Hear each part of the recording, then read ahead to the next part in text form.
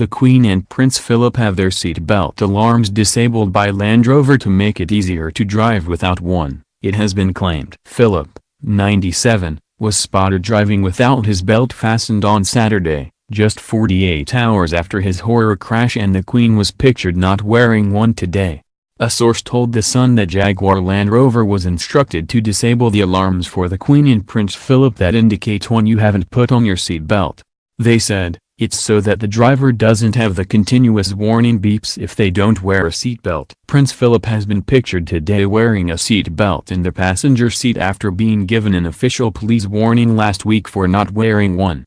On the same day the Queen was snapped being driven to a Sandringham Women's Institute meeting not wearing a seatbelt. The Duke of Edinburgh was pictured wearing his seatbelt, a legal requirement in the UK, in London, in a green Range Rover at 3 p.m. this afternoon.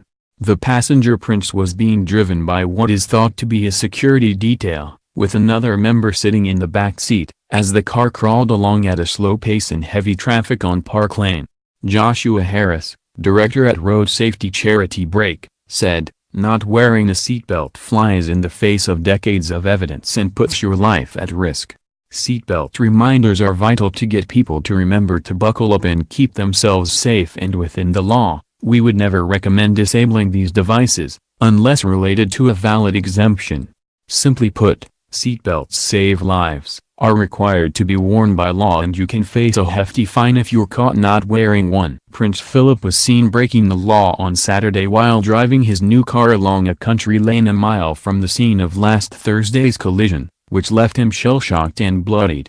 The accident happened as Philip pulled out of a side road onto the 60 mph limit A149 road. His Land Rover collided with a Kia car, sending his vehicle tumbling across the road where it ended up on its side. The 28-year-old woman driver of the Kia suffered a knee injury and her 45-year-old woman passenger sustained a broken wrist. A 9-month-old boy strapped into the back seat escaped serious injury. Philip told people at the scene that the crash happened after he was dazzled by the low sun. Despite Prince Philip passing an eye test in the wake of the crash, passenger in the Kia which crashed with the Duke, Emma Fairweather, 46, said he should not be behind the wheel.